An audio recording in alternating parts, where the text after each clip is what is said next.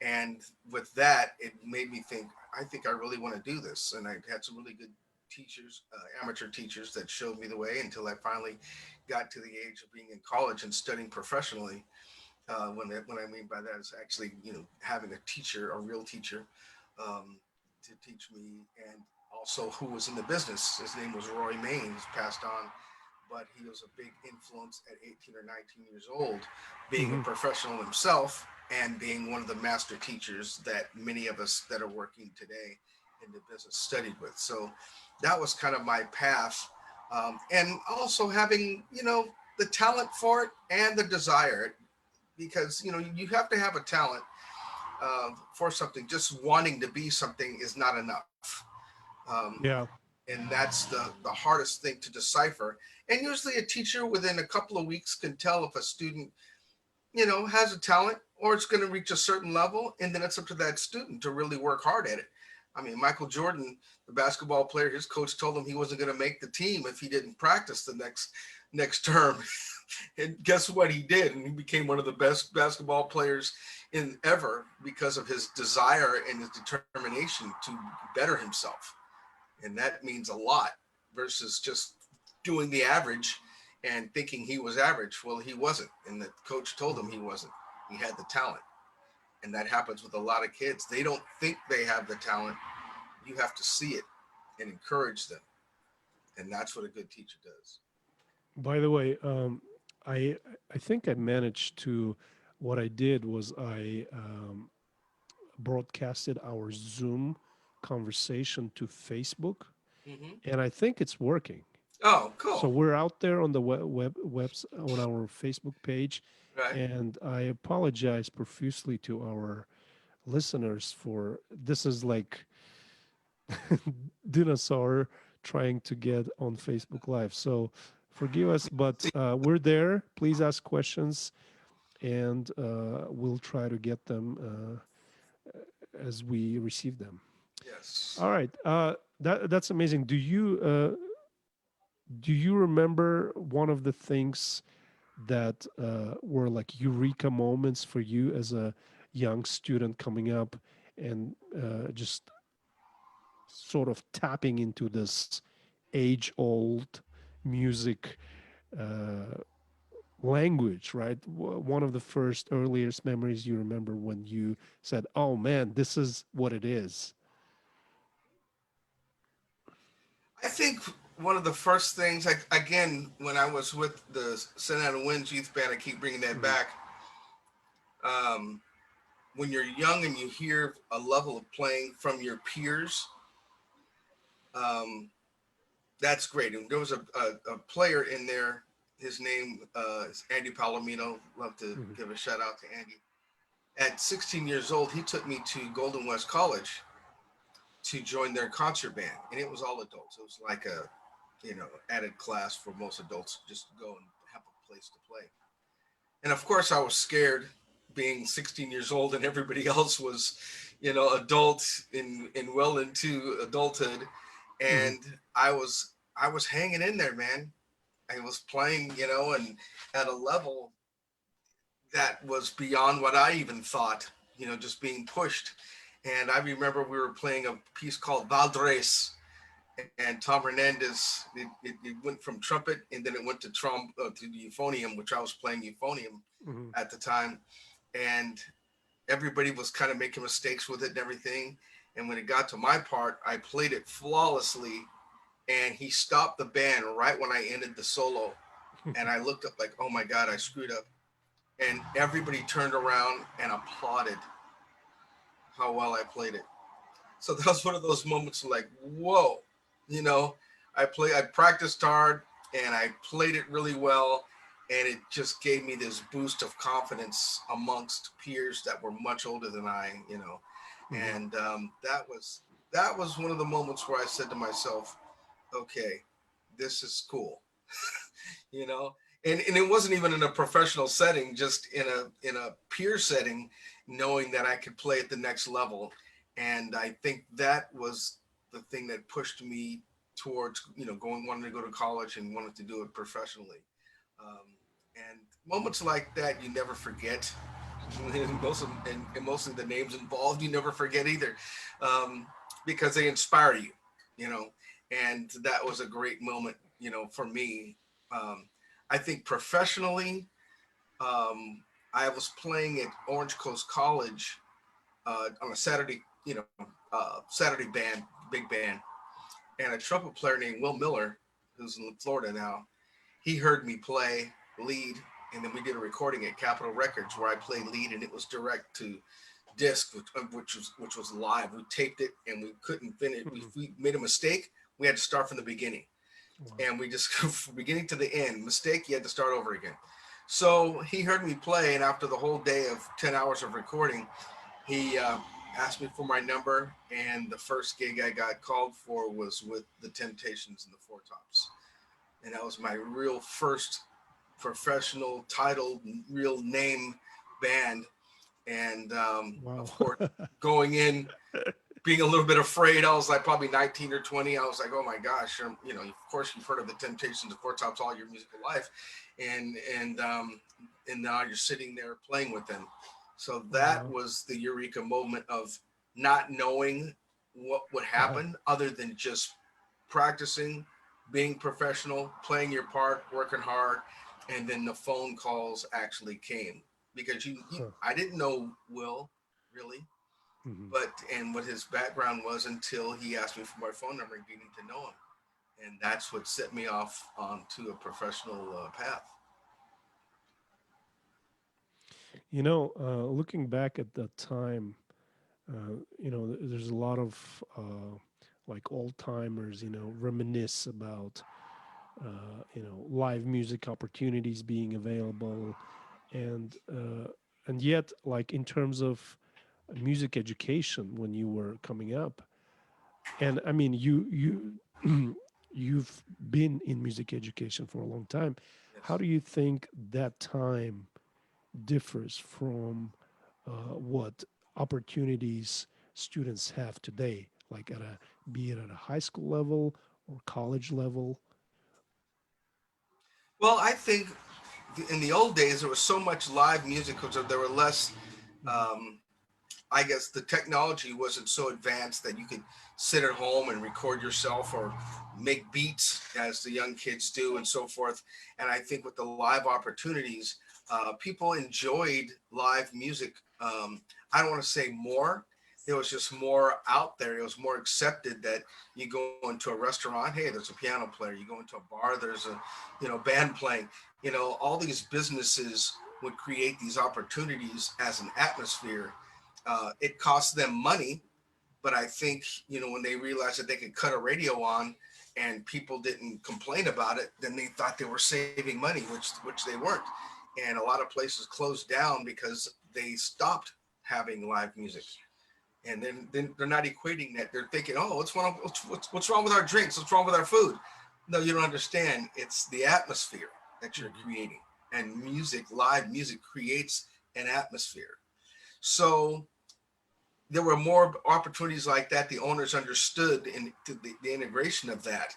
I think now, when everybody thinks they can just cut a radio on, cut on a stereo or whatever overhead music, they think that's creating an atmosphere, and it's truly not, because the musicians interact with the crowd, they talk, they take suggestions, so forth, and people get to know them, and they show up because of them.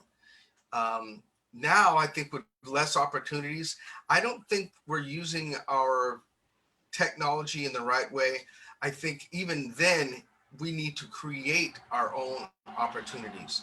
Don't wait to get called. You know, form your own band. And ask someplace down the street, hey, would you like my trio to come in and play a little bit? And they look at you like, what do you mean? And have a little recording of you and your band, and you go in there, and the next thing if a possibility of playing there and actually, you know, for pay. You don't do this for free. I'm totally against free playing, but I think when you let people know that you're out there and you created your own opportunity, more things are going to happen. You can't sit around and wait for, no restaurant's going to go, oh, I'm looking for live music. They don't even know where to begin. You know, they'll ask their cousin or a friend of theirs or somebody, but they don't understand professionals. And if professionals would market themselves a little bit more and saying, hey, this is the product that I have. And more people would say, wow, that's really cool. I like that. I want to use that. I've always said that musicians should be built into the budget of a restaurant or place, just like they're an employee. Don't make it Mhm. an add on. It's part of. And that makes a big difference versus thinking it's some kind of an expense. If they view them as employees, then it's Mhm. part of the workplace. It's part of the environment. It's part of what makes that place, pop. So that's kind of my ideas. I think kids need to really think about creating opportunities, not sitting It, waiting. and it becomes such a I mean, even like half a year ago, an advice like this, and I always ask this to, we also have a podcast uh, before I realized the amazing quality of live video streaming. uh, I would ask our guests, like, what would be your advice? And until half a year ago, this was great advice, right? Right. And then, of course, now we're in quarantine. And, like, what would you recommend to, let's say that if we have some middle school students or high school students listening to us right now, like, what would be their uh, things to do right now to sort of stay connected, keep up their chops, and grow musically? There was a great guitar player named Les Paul, who was the inventor of the four-track, of the multi-track recording. Um, he's a great guitar player. And the story that I watched is he didn't like the way he played guitar, Mhm. even though he was professional, you know. And he got into an accident and he couldn't play. So he used this opportunity, and I've said this, to some of my colleagues and students. He used that opportunity to relearn how to play the way he thought he should play. Hmm. And so I was like, wow, that's interesting. So now he's reinventing himself to even be better. He's using that time. So I think, now being in quarantine, there are things that I'm reading, there are things that I'm researching. Um, I have a book called The Professional Musician that Mhm. I'm getting ready to, do the next version of. So it's like time to go in. I have other friends that are writing books and having the time to do that, practicing things that you wouldn't normally get to practice or actually hone in on and improve on because you're in the heat of the moment. You're in school and you're going here and you're going here and you're trying to practice and you're trying to do things and you're trying to get on the train, but now the train has stopped. So it's a time to sit there and go, you know what, I'm going to really learn my skills in the next 3 months. I'm going Mhm. to really learn this, I'm going to really learn this, and pick those things that you think you can improve on, which is almost everything as artists, but really hone in on the things that may be giving us problems and learning to solve those problems now. So when that Mhm. train gets going again, when we get dropped off into the next town, in other words, our next gig or our next performance, you're ready. Things are Mhm. improved. Things are much better now. You hear things better. You play things better. Things are more easier. They come easier. So it's a time for young players to really take the time to learn the things that may be boring to you, like scales. I was laughing. Scales are boring. I said, I agree with you. I put on I put on TV, cut the sound down, and I'll practice scales Mhm. because they can be boring. But they're a tool that we need. It's like a hammer or a screwdriver or whatever, and you use those scales to be able to practice intervals, practice your range, practice patterns, and so forth. That's what it's for. And relearning that and being able to spend that much more time is amazing. So if a kid's practicing half an hour a day in the scheme of things in a regular day to day life as before quarantine, now you could spend 2 hours practicing because you have the Mhm. time. There's no pressure, you know, and getting a teacher online, which we have the technology to do now. Like my students, I charge them by the hour, and whatever the dollar amount that I charge, now we're going 2 and 3 hours in our lessons because it's about having the time. It's about making sure we're doing things correctly, questioning, Q&A, question answering. So our lessons are going 2 hours, especially with some of my old students. It's like, it's about getting something done because we have the time now. And I think students really ought to think about how much time they really have now. Make a list. What do you want to improve on? Hmm. And really honing on those things and taking the time to do it. Now is the time. Pardon the pun, the Charlie Parker tune. Now is the time. You know, you got to do it now. I really like it because I found myself to just sort of internalizing a lot of practices and getting back into just sort of reevaluating, reading a lot, Yes. listening more, just Yes. tuning everything out and just putting some vinyl records. That's incredible. You have been working with high school kids dating back to Mm. like late 80s. Yes. And in this time, I mean, over the several past decades, how have you noticed that, like the level of musicianship of the programming, particularly in Southern California? I know it differs drastically state by Yes. state, but let's say that since we're based in Southern California, how has just the attention to music programs at the school districts has changed? I'm just curious about that. Well, let me give you a little backstory. When I was living in Anaheim Hills, I went to junior high school, El Rancho, Hmm. and we didn't have. It was a new school. We didn't even have uniforms for our marching band competitions, and so we had white pants, white shirts, and we called ourselves the Green Machine, and we had our green sweaters on.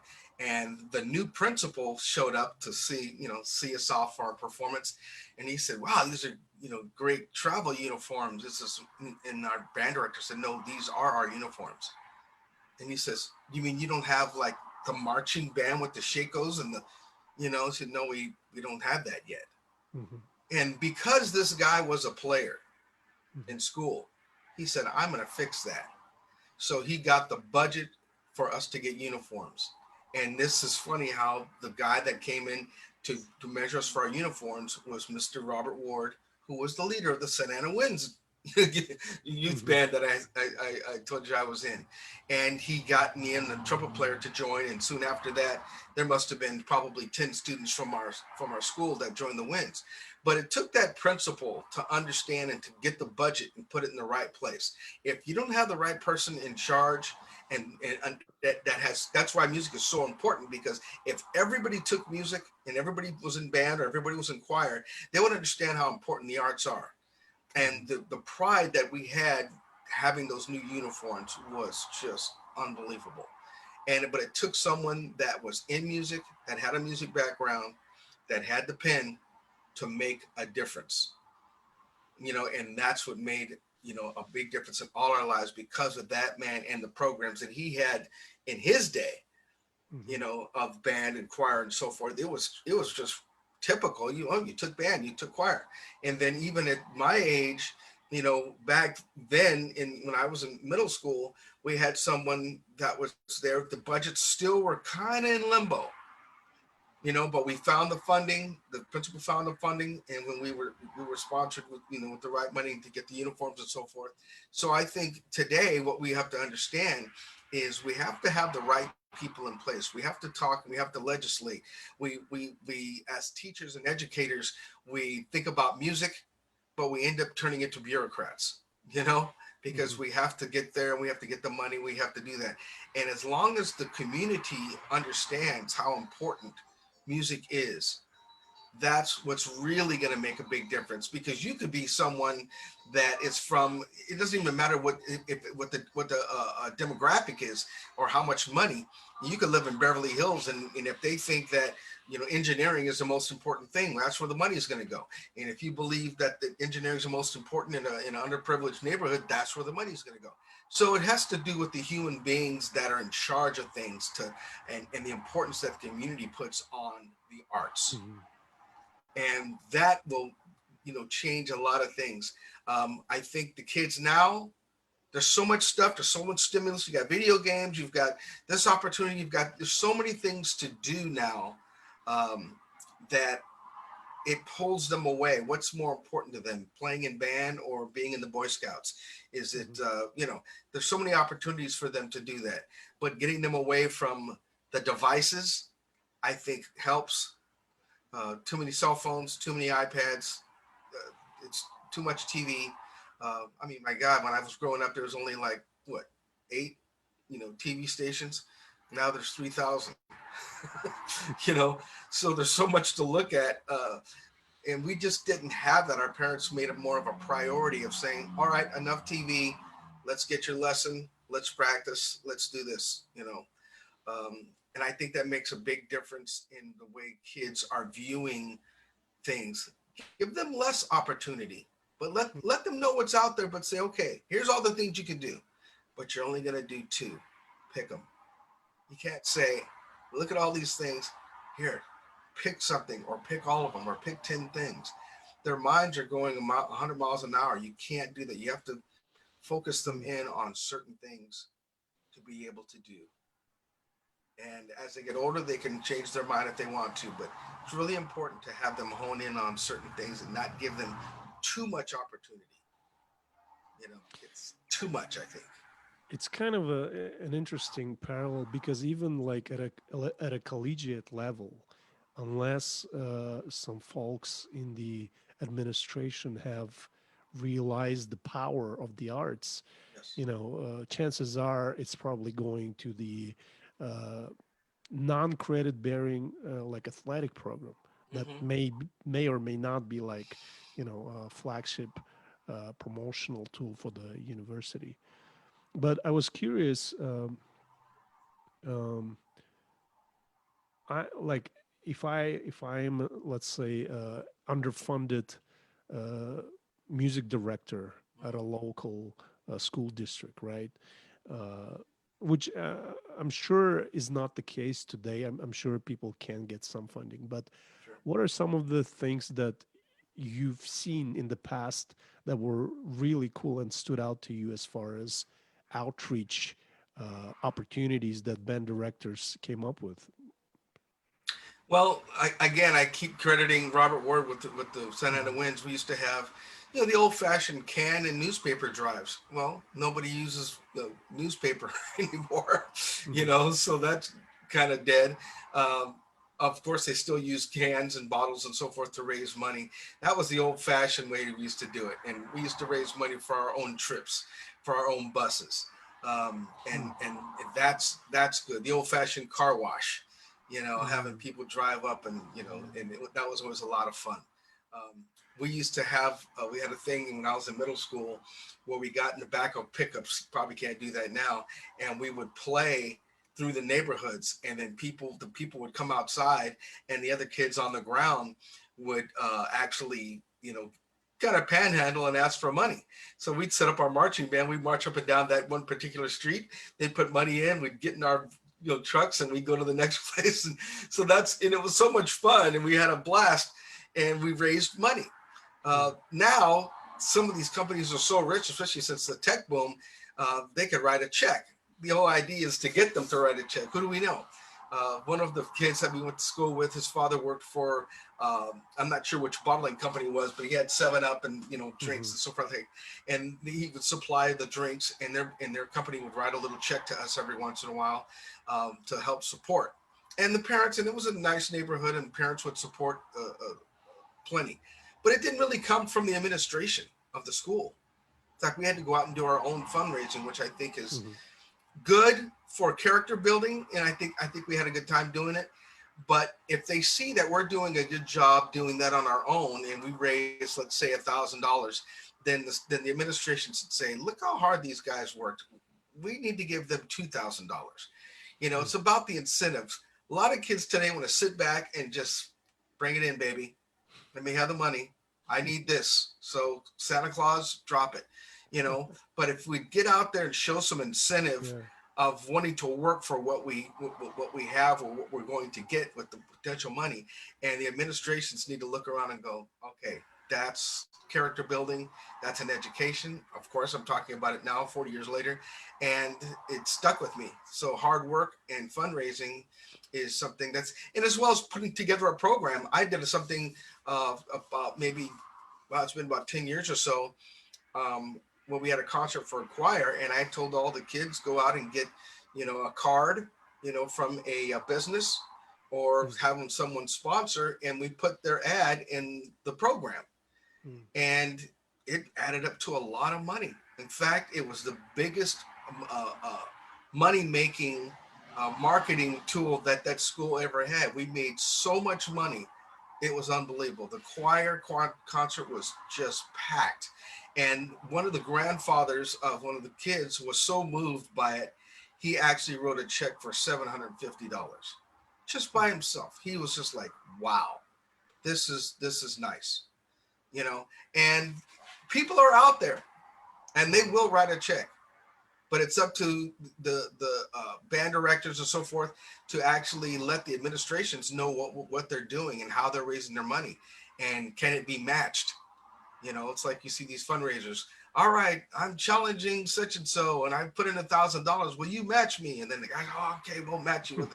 You know, that's what needs to happen. Mhm. It needs to turn into a Jerry Lewis telethon sometimes. To raise money, but it's important. We need money to run. You know, I know in so many places, universities, all the way down to middle school. If it's sports, man, they'll get a bus for them to go to the next performance in the drop of a hat, and then Mhm. the musicians have to sit there and beg, and not realizing how important it is, on both sides, to be treated equally in that manner. They're both important. I mean, I'm a sports fan, but I'm Mhm. one thing I've noticed about this whole sports situation is they've had the same problems because it's performance based, it's people based. You want to go see the performance, you want Mhm. to watch it on TV. Now that they've finished doing all these ways to watch sports, we have to do the same thing with music, but they fight to find a way to do that. You got fake people in the crowd, you got fake noise coming in. I mean, it's really funny how they're trying to make it a reality, you know. Uh, so I think we find a way. I'll tell you a funny story. I did a concert probably a month ago, and we did it on a stage in the middle of a parking lot of a mall, and we had three giant wide screens, right, Mhm. in the one under the stage or one above the stage, and everybody came into the parking lot drive-in style. They all Mhm. stayed in their cars, Mhm. and some turned their cars or trucks around and sat in them, set up shop there, and the applause was their horns, Huh. Right. and it was fantastic. Yeah. So we find a way to make these things happen, but we have to, like I said, be legislators. We have to be Yeah. legislative, and letting people know what we're doing. If our cities don't know what we're doing, like with the Senate and Winds, we used to go in there and plead every year to be able to keep the space where we were rehearsing in. We didn't ask Mhm. for money. We just wanted that building that we rehearsed in every Monday night. And the city council would say, yes, this is a great band. Mhm. We'd play for them, and they would give us that space. So, but that's what we have to do now, and even more so because of what's going on, and preparing. Like Mhm. you said, taking the time that we're off now and preparing, getting all our ducks in a row to be able to go and be able to legislate and get this funding. That's what we have to do. Moving the discussion a little bit to sort of outside of that student level toward professionals and your book, The Yes. Professional Musician. Mm-hmm. Tell us what has moved you to write it, and how long did it take, the process? You told me you were working on the second edition, and what are some of the things you talk about there? Yes. Well, one of my teachers at Fullerton College when I was there, named Alex Sema, he was my studio engineering teacher, as well as the music business teacher, and all these things were relatively um, the music business industry was relatively new in the sense of, getting a degree, and now all these colleges are offering degrees in music industry studies and so forth. Um, Studio engineering at that time was basically still on tape. Nothing was really digital, although it was heading that way. We did one of the first CDs, at Fullerton College, which is obviously digital. Hmm. And so with that, he asked me to come back after I was a student there, after he knew that I'd done several things that were pretty nice, and he said, "Hey, come back to my music business class Hmm. and talk about what you do and so forth." And so I sat down and I wrote down a couple of things that I thought that students would be interested in. And when I did that, the students were like, their hands were just popping up. I mean, it was crazy. They're asking me all these questions, and I'm trying to write these things down and going, "Oh, wow, that's interesting. I should, learn more about that or tell them more about this and that." And that happened several times. He had me there. So as I started doing different music business clinics, I started kind of gathering my papers together and saying, "Wow, I should do this."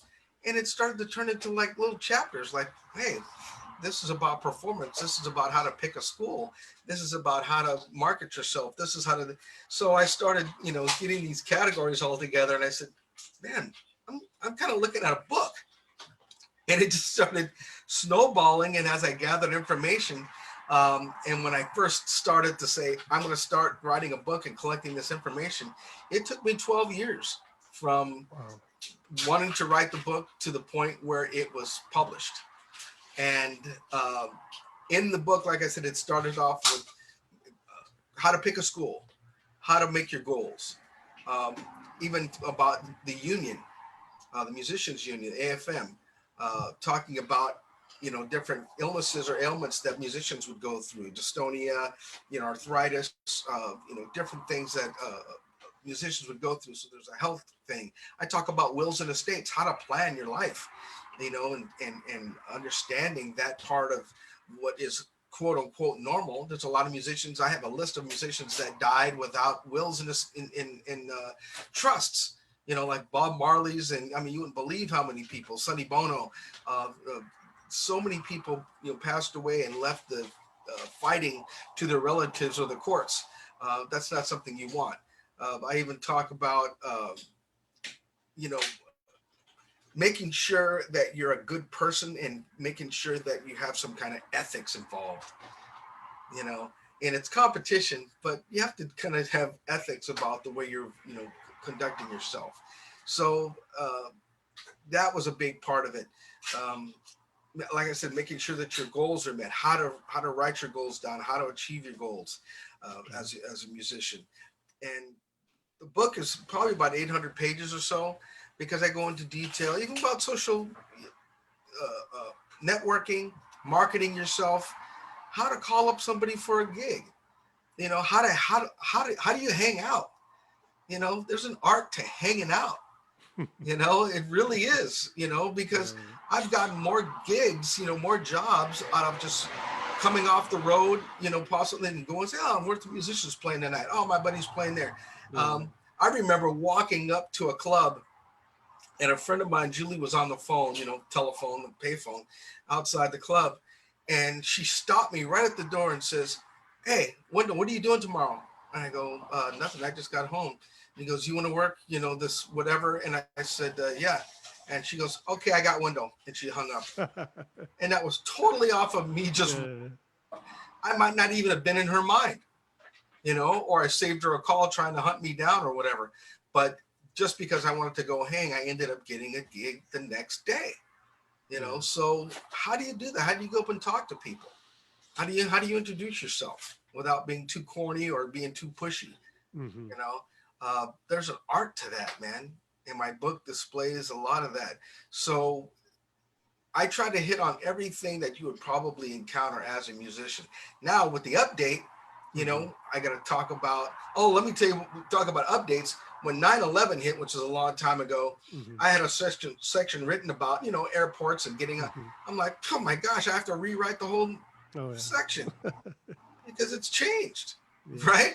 So now that we're doing this, online teaching and so forth, that is definitely got to be added into the book because how do you get through this? How do you survive? Yeah. What do we do? What's the next level? When do we go back into, full mode? And how much time is that going to be? You know, or do we change the way we perform? Just like my drive-in situation, we didn't stop performing. We had to change our venue, Mm. and that's what made my book so wonderful of a journey for me. Is not only changing with the times, but also giving the tools that a young person would need if they had a path to follow. If you follow my book, I think you'd have a better chance. Because even the guys that helped me write the book that I interviewed and so forth, Hmm. we're like, yeah, I made that mistake too. And God, if I'd only done this, I wouldn't have, made that mistake. Or if somebody had told me this, I wouldn't have made that mistake. And so I put those in the book, and it makes it easier for a kid to go, well, I'm not going to do that. Done. Yeah. Is it time to join the union? Is it time to go on the road? Am I good enough? Do I want to be a studio musician? Do I not want to be a studio musician? There's all these questions could be answered, but a path to each one of those is definitely there in the book to follow, and what mistakes not to make as a young person with that path. Yeah, I mean, it's such an incredible accomplishment to have that, and yet, like, uh, I'm realizing myself all of the mediums that we associated as with, like, this is it, like this is the book, right? And then the industry changes, right? Yes. I'm just like finding for myself. I'm just speaking purely for myself. I'm finding like even the format, like the way we present our music. I mean, in the past, I was just talking to my colleagues. There was a CD that we put out when we were in college, and that was 10 years ago. And now I'm looking at it. It's like it's just like the whole format of music presentation has shifted. And one thing I was going to say that there's an article circulating. You may have read it. It's about like what is a freshly graduated music major in jazz performance is to expect, right? Which kind of has a very like dark Yes. breakdown of the world, and it's very positive to hear you talk about your book in. That can lift people up and help them find these new opportunities. I myself was always, I always thought that, I mean, as you're aware, like even creating this community jazz education program was just like create opportunities. Let's just create one. Like you want a school to teach at? All right, let's make a school and let's teach. That's right. I think that's the most important thing because, like I said, you could wait around for somebody to call you, Yeah. but you could be doing the one calling everybody else. And if you create those opportunities, you'll see people hopping on and saying, "Oh man, that's great," And it's not just one teaching opportunity anymore. Like we used to see teachers, they would get a job at one school and Uh-huh. they'd spend 20, 30 years there and they retire. Well, Yeah. now it's you're teaching at 3 or 4 different schools and you're doing things online. There's so many opportunities. You're flying to a school where you may have a residency in a college sense. So you really have to diversify even within the educational community. You really have to be aware of what's out there. But at the same time, why not drop a letter to a school? Hmm. Why not get together with a friend and say, we could do this? You know, um, there's different organizations where one of my students, he was an old student. He was, 15. Now he went through a whole medical cancer scare, and now he's up playing again after 6 months. And he's sought me to teach him, get him back running. He has a nonprofit group that it's a very experimental jazz, and it's very cool. But he had to go out there and make the opportunity for himself because of what he wanted to teach, not what the Hmm. mainstream wanted to teach, you know. And he made an Yeah. opportunity, just like you're making an opportunity here for kids to be able to find a way, find a teacher of a high caliber, which you've gathered together some great people to be able to teach these students. Some of them would never even see that opportunity until they were in college, and Hmm. even then, and to be able to do that on a kind of a street level is amazing. So I look at the opportunities that are out now, like what you're giving. I wish I had that when I was middle school. I didn't have that. It just Mhm. didn't have that. Jazz was barely even in the schools. Now they have, Berkeley and the majors and all this stuff that you can do as a jazz musician, music industry. Kids don't realize how well they have it, especially with something like your academy. It's a great opportunity. And if I knew, just like with the Santa Ana Winds Youth Band, it was the best of the best coming to this group from all the high schools and colleges around local, you know, Mhm. and what you're doing with your academy is you're bringing this to a street level where people and young kids have access to that. And I wish they would understand how important that is. You have access to this information and to great players and to great teachers. That's very That inspiring. that is it. Thank you. Mm-hmm. I wanted to, when I was actually one of the orchestras where I was, we had this great Russian maestro, Spivakov, came in. He was talking about difference between sort of like middle of the road orchestra ensemble and professional ensemble, right? It was talking about like the the professionals would interpret the subtleties, like dynamics. These would be just the sort of the gems. Sure. And I have to ask, working with people like Stevie Wonder, Quincy Jones, Luther Vandross, the Yes. Giants, and I Yes. mean, like, what are some of your takeaways that you've had? And I'm sure you have many, but maybe something that you can share for everyone else that we can also learn from that. Well, I tell you, working with Stevie Wonder, we one CD that we did, "Time to Love."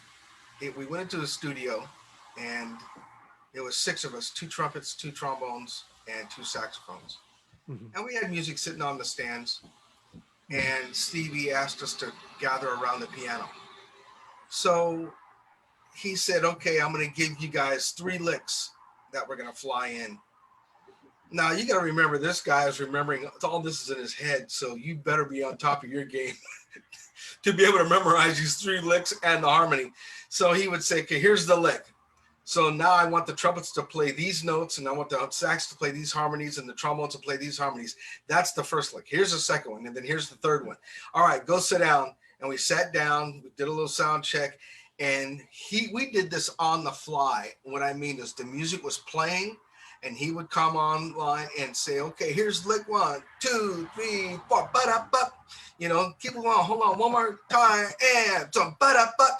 And you go, "Okay, here comes lick number two." And you're like, "Oh my God, what's my note? What's the lick?" And you're playing this live to tape. Oh, Right? He goes, "All right, bring me in. Here goes the bridge. Here's line three. Okay, go back to line one." And he's doing this, and we did this in one take. ah, Nobody messed up wow. because you were so scared to screw up, because Stevie just taught you all that stuff in a couple of minutes. He had all that in his head, Yeah. and he gave it to everybody.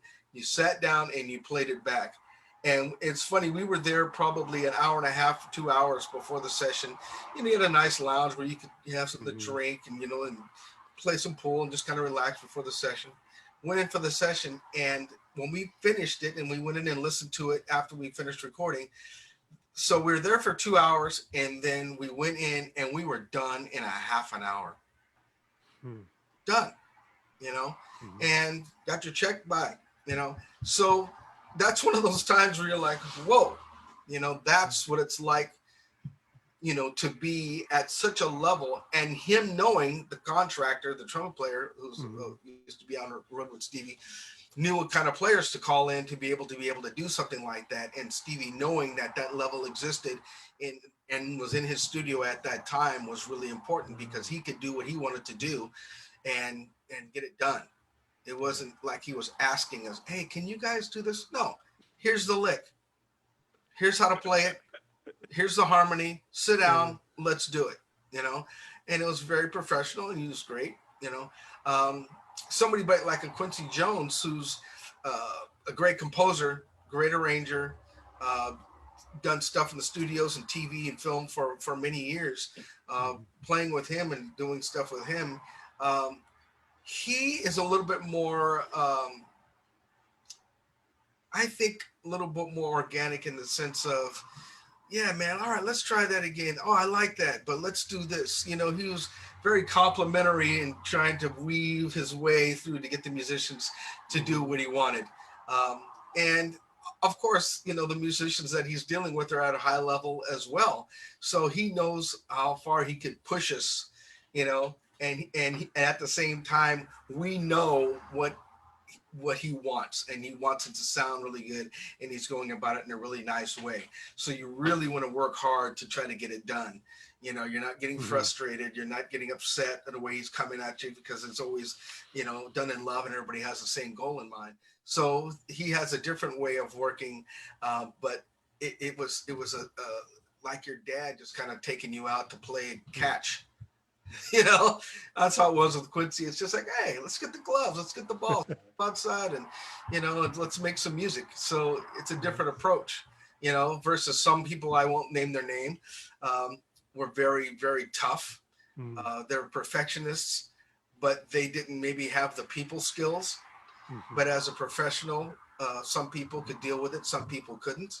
Um, and it's going all the way back to the 30s and 40s of the Yeah. reputations of some of these big band leaders. They were taskmasters, and Mhm. that's all that there was for the opportunities of a lot of musicians. So they kind of treated people the way they wanted, because right Mhm. behind that guy was about 60 other guys willing to take his spot. Yeah. And they knew that, but they treated people like that. But that's not the way to treat people. Mhm. But that exists in the music world, professionally and educationally. Some educators are really hard on their kids, and I think you can get the same type of performance out of them, being nice but being stern. You just got to be Mhm. fair, you know, Mhm. and let them notice. Like, do you think you played that better this time after a week and me asking you to practice that? And then the student would say no. I go, well, then obviously I don't even think you practiced. So maybe if you practice that, if you didn't have time, I understand. My teacher, my private teacher, uh, he'd say, look, if you didn't practice something, tell me. That way we can move on. But don't Mhm. come in here and try to, jive me or fake it that you practice. He knows I didn't practice it. So at first I would try to do that. Did you practice it? Yeah. And I'm just struggling. And he goes, you didn't practice this. Because he Mhm. knew me. He knew what progress would be or where I would be. So I would come into a lesson and say, you know what? I didn't practice that. He goes, cool. Let's do some duets. You just skip over it. Don't try to Mhm. fight it. And that's what happens too. In you talk about some of these gems. I think of gems as performing, and Mhm. gems that happen to me in the educational world, because that's just as important. You know, you got to be able to approach your student just like these professionals, leaders approached their professional players to be able to play Mhm. better.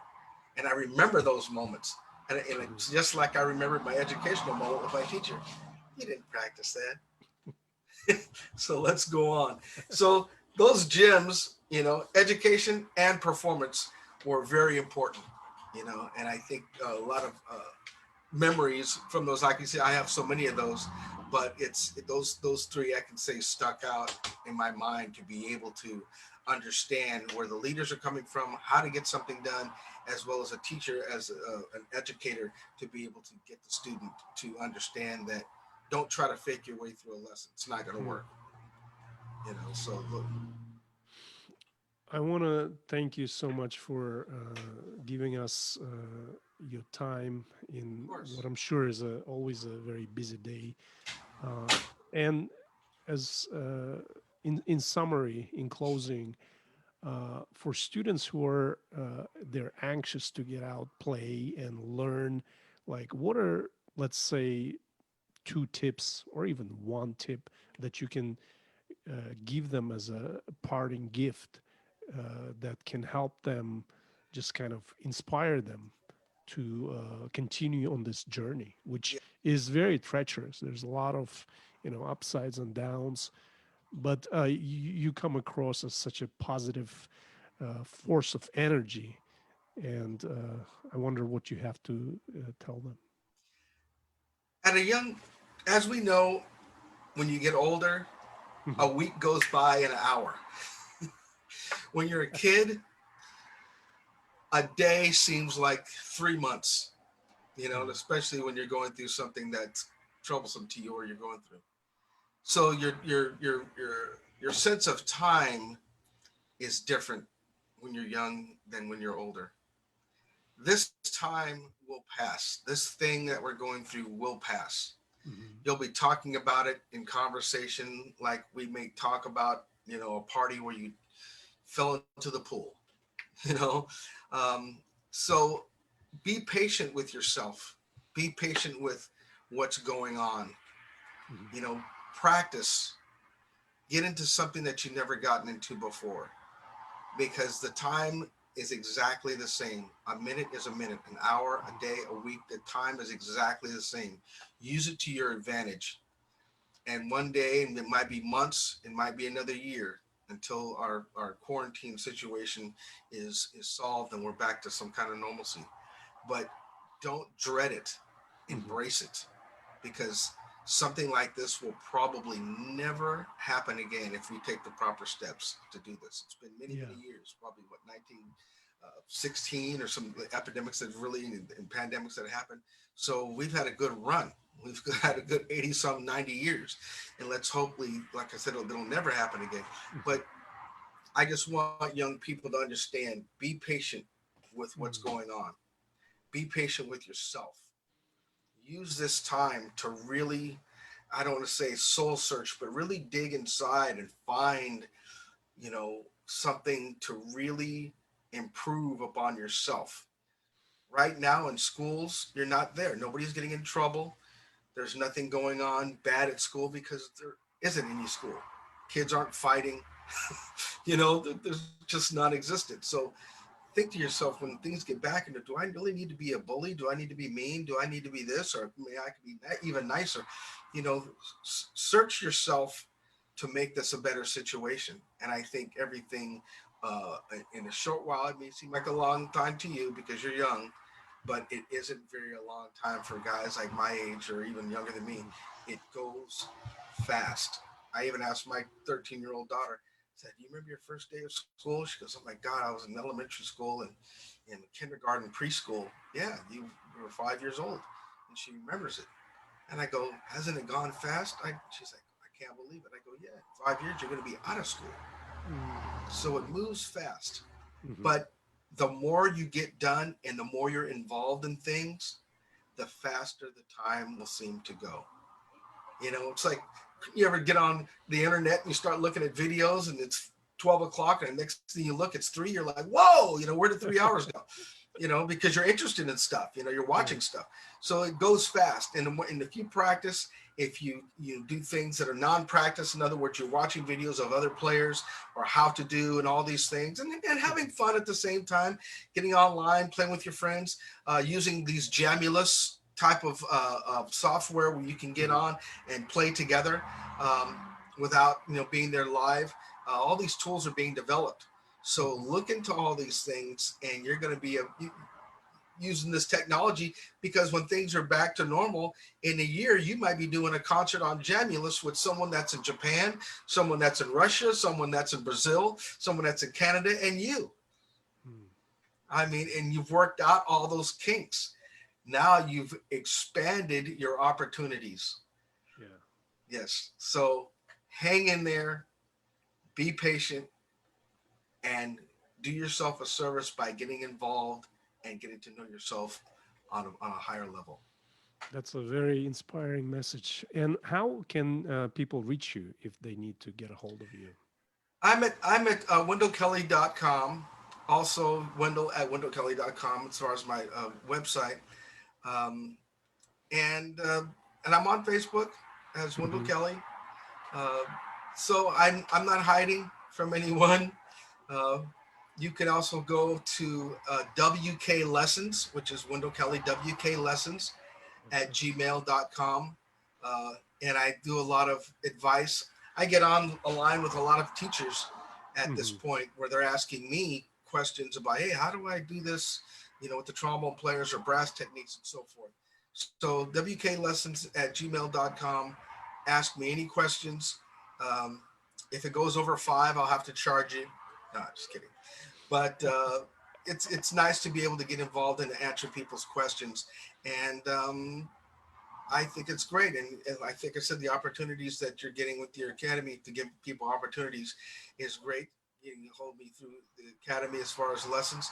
I Hmm. think is just I can't say enough about it. It's creating opportunities, and I thank you for creating opportunities not only for myself as an educator, but for these kids to get this type of education Hmm. on a street level, which is, I Yeah. like I said, I'm blown away. So thank you for that. Wow. Well, it's been an amazing afternoon. I mean, I am pumped and inspired and positively charged. So I really would like to thank you. And again, like you said, uh, we'll see each other soon. And Yes, hopefully you have a wonderful week thank you. and have a great weekend. All right, thank you. Thanks for doing this. Thanks a lot. Take care. All right, bye bye.